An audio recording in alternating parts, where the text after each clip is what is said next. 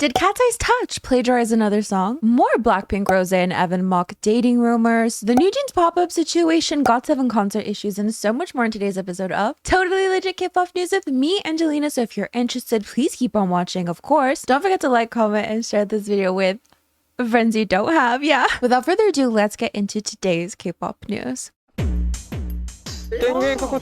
Let's get into some plagiarism accusations. Now, for the moment, it doesn't seem that the original artist is necessarily accusing Katseye of copying his song, but the artist did respond to a comment on YouTube, and we're going to look into that. This song was released about a year ago. It is Nico Rain and NewJeans Gone. If we look at the comments, someone wrote, "Low-key sounds like Touch by Katseye."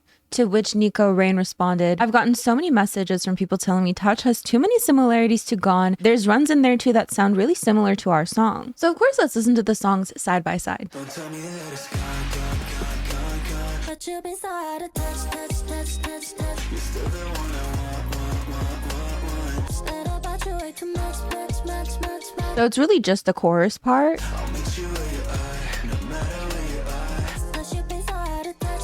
You couldn't have me love. And a lot of fans have been commenting on this video as well, basically saying that, you know, Hybe is unoriginal, that Min Hee-jin was right. So let's read some of those comments as well. Now, of course, this was uploaded a year ago, right? So if we go to sort by newest comment, Hybe copying. This song is so good. I love it.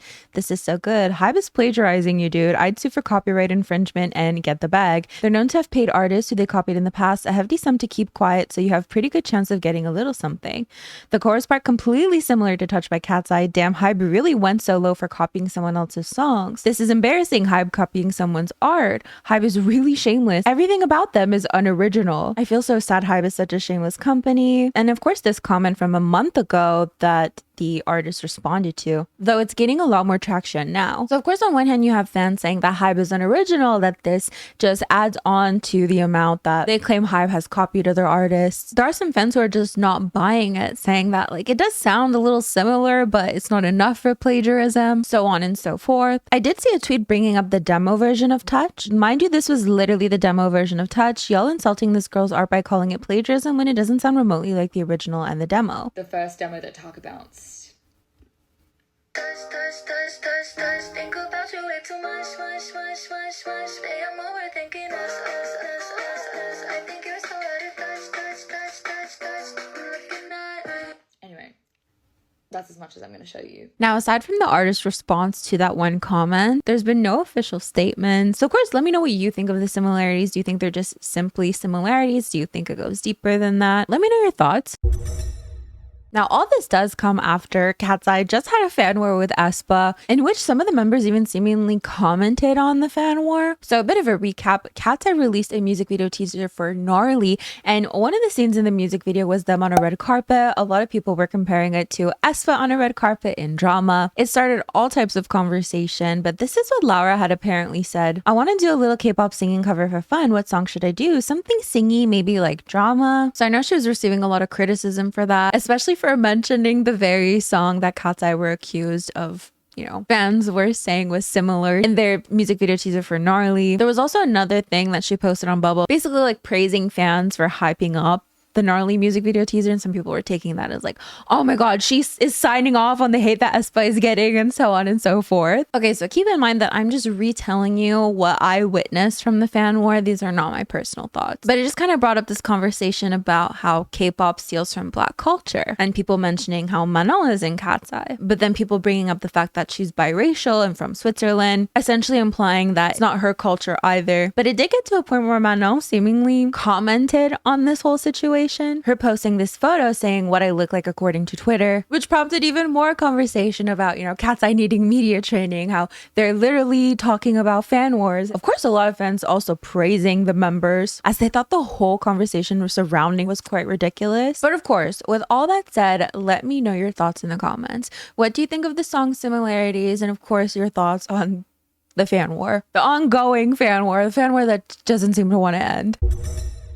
Let's talk about Rosé and Evan Mock. So to refresh your memory, Evan Mock appeared in Rosé's music video for Toxic Till the End, where they K-pop shockingly shared a little peck. Needless to say, he has been receiving so much hate from fans for that, literally for the little peck that they shared. And also they've been seen, you know, in Hawaii. They've just been seen together outside the context of the music video, right? So there's been so many dating rumors and, you know, his Instagram just being attacked by fans. I don't know how else to explain. Like, it sounds ridiculous saying it out loud, but like, that's it. However, it seems that there was another photo of them in Hawaii. Here's the photo in question. Another pic of Rosé and Evan Mock on a trip. Spotted at a bar in Hawaii in early January. Right after that, they went straight to Palm Springs, 2 Hawaii trips, October and January. So actually nothing quite recent. But it seems there's, regardless, has still been an influx of hate towards him. Especially because he posted the following to his Instagram, you know, his memories in Seoul. Sold my soul. I'm coming back soon and I'm bringing even more Wahine Honolulu with me. Now the comment section has definitely calmed down a little bit. Some comments are so delulu. Just because he went to Seoul doesn't mean they're true. Evan and Rosé are so cool because all control freaks are jealous. The comments here are so embarrassing. They work together on a music video. It doesn't mean they're dating, which they probably aren't. But even if they were, it's not like you guys can control that. But harassing the poor guy isn't going to do anything. He probably doesn't even read the comments, let alone Rosé. Which on that note, let's take a look at some of the previous comments. Bro has the opportunity to have a public friendship with Rosie, but instead made it weird. Dude, why'd you unfollow her if she's still in contact with you? Evan Rosie is so real. I hope your cheap stuff doesn't sell and went bankrupt. Who would buy from someone like you, attention seeker from people's fame? If you want to avoid criticism, please delete the comments linking you to Rosé as well. Don't create more haters for yourself. But at this point, Rosé, the Black Label, and Atlantic also bear some responsibility. They never made their stance on the situation clear and allowed fans to struggle in confusion. As a result, Rosé's biggest fan account disappeared just a few days ago. Evan Mock, I hope you realize the seriousness of what's happening too. This isn't something that can just be solved by staying silent or deleting comments.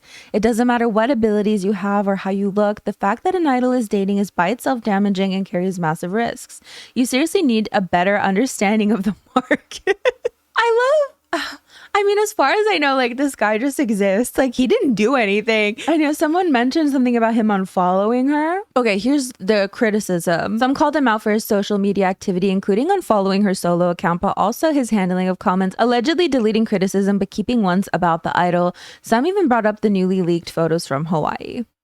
Continuing on, poor Rosé, how did she get involved with a guy like him? They make it sound, I'm sorry to interject such, you know, personal opinions here. They do make it sound like he did like the worst thing in the world when, like, okay, maybe he unfollowed her. And then the comment thing, I'll never take comment things like people's criticism towards, oh, this creator deleted this comment but didn't.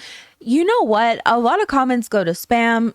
Some comments that don't deserve to go to spam, and the comments that should go to spam don't go to spam. There's a lot of weird things going on with comment sections. I get accused constantly, like, you deleted my comment. I'm like, I don't know who you are. You think I'm like on my comments being like, I'm gonna delete this person's comment? And actually I did that once. Someone was just annoying me and they're like, you deleted my comment, so I deleted their comment. Like, I actually did. I'm like, you're annoying the hell out of me. I didn't do anything. I did this time, but not I was innocent to begin with. Irregardless, he doesn't delete the comments of people saying he's dating Rosé or the gifts. He doesn't care that people are tracking her every move to link them with him to create a pill rumor. But when people call him out for the Hawaii leaks and his weird behavior after this, like unfollowing her but not her team, liking posts of R on other accounts, leaving her pick ups, things that stir drama, he will block and delete comments. I don't understand what Rosé likes about this guy. He's not handsome or has a good body. He even comes from an ordinary family and is not rich.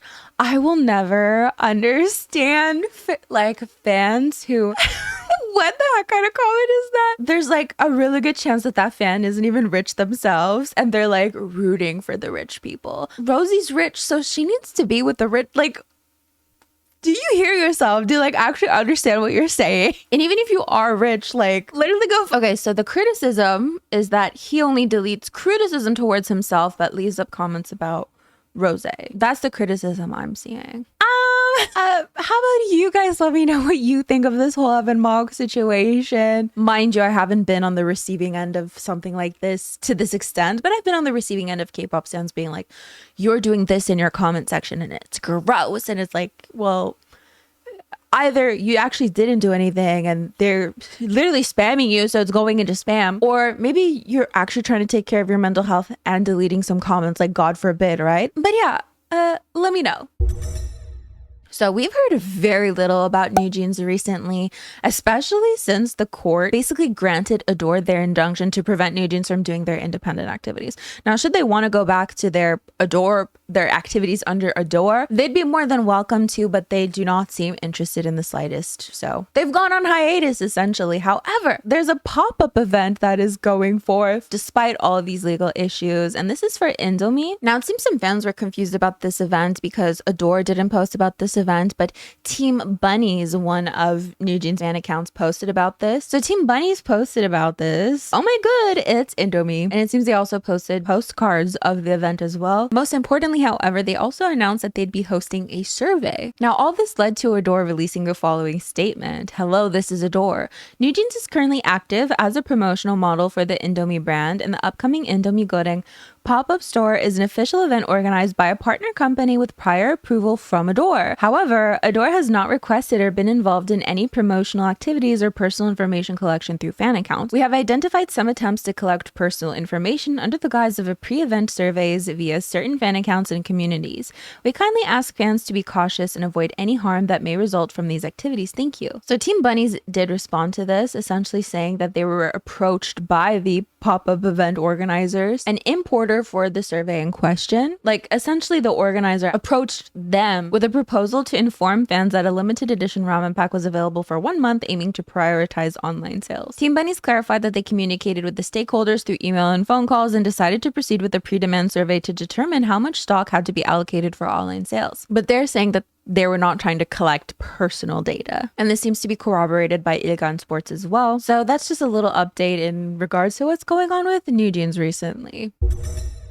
Let's talk about GOT7 because they announced that they'd be having a concert in Bangkok. And it seems that a lot of fans are really angry at the concert's organizers. Essentially, 411 Entertainment posted that due to the issues of queuing system, access to 2025 GOT7 concert Nestfest in Bangkok ticket sale to protect the rights of GOT7 Nestfest in Bangkok ticket buyers during the local pre-sale round due to issues with the system access and ticket sales persist at certain times. The organizer has decided to extend the ticket sale for the local pre-sale round to 10 a.m. 2 p.m. and postpone the ticket for the global public sale, including the opening of queue system, to 3 p.m. Queue opens at 2 p.m. A lot of fans were not happy with this, that they separated the local versus the global sales. Should have never divided the queuing between local and global in the first place. You're just asking to get bashed and cause unnecessary drama. Horrible organizer. From there, Mark and Bambam actually commented on the situation as well. I understand there's so many things going on. I'm sorry about how everything turned out. This wasn't how we envisioned things to play out when we decided to hold this concert.